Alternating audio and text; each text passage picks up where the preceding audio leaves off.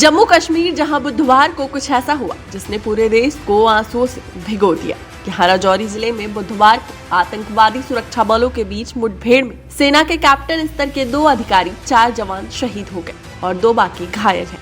अधिकारियों ने बताया कि मुठभेड़ के दौरान 2 कैप्टन, 1 हवलदार और 1 जवान शहीद, जबकि 1 मेजर, 1 अन्य जवान घायल हुए हैं। मुठभेड़ में मूल रूप से आगरा के रहने वाले कैप्टन शुभम गुप्ता भी शहीद हुए हैं। कैप्टन शुभम गुप्ता की उम्र बेहद कम थी और वो इतनी कम उम्र में भी अपने देश का, उत्तर प्रदेश का और घर वालों का नाम ऊंचा कर रहे थे। आपको बता दें कि जैसे ही शुभम के शहीद होने की सूचना उनके घर पर पहुंची तो कोहराम मच गया। हाल बेहाल परिवार के सदस्य अपने बेटे के पार्थिव शरीर का इंतजाम कर रहे हैं। कैप्टन शुभम गुप्ता के पिता बसंत गुप्ता आगरा के डिस्ट्रिक्ट गवर्नमेंट काउंसिलिंग अदालत में कार्यरत है। कैप्टन शुभम गुप्ता को सन 2018 में कमीशन मिला था। कैप्टन शुभम ने इसी हफ्ते घर आने की जानकारी अपने घर वालों को दी थी। शहीद के छोटे भाई ऋषभ गुप्ता और उनके घर वाले उनके घर आने का इंतजार कर रहे थे। कैप्टन शुभम घर तो नहीं आए, लेकिन उनके शहीद होने की खबर जरूर। जिस घर में शुभम गुप्ता की शादी की बातें चल रही थी, उनके सिर पर सेहरा सजाने के सपने देखे जा रहे थे, उसी घर का माहौल मातम में बदल गया। घर के अंदर से रोने की आवाजें आ रही थी।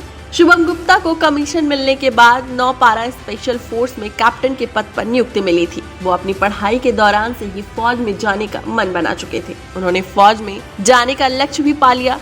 शुभम गुप्ता को फौजी की वर्दी में देखकर माता पिता और भाई का सीना गर्व से चौड़ा हो जाता था। उनको लगता था कि हमारा बेटा दुनिया का सर्वोच्च सेवा में गिनती होने वाला 9 पारा स्पेशल फोर्स देश की सेवा कर रहा है। दीपावली के मौके पर वीडियो कॉल के जरिए मां से कैप्टन शुभम गुप्ता की बातचीत हुई थी। कैप्टन शुभम गुप्ता के बलिदान की खबर आने के बाद उनके घर पर स्वास्थ्य राज्य मंत्री भारत सरकार एसपी सिंह बघेल, फतेहपुर सिकरी से सांसद और भाजपा के साथ मोर्चा के राष्ट्रीय अध्यक्ष राजकुमार चौहान, उत्तर प्रदेश सरकार में कैबिनेट मंत्री योगेंद्र उपाध्याय, भाजपा विधायक पुरुषोत्तम खंडेलवाल और अनगिनत लोग दुख की घड़ी में शामिल होने पहुंचे। आगरा के लोगों को अब शहीद कैप्टन के पार्थिव शरीर का आने का इंतजार है। उनका परिवार बेहाल है कि जिस बेटे के घर आने का इंतजार कर रहे थे, वो घर तो आ रहा है, लेकिन तिरंगे में लिपट कर। डेस्क रिपोर्ट, अटल टीवी।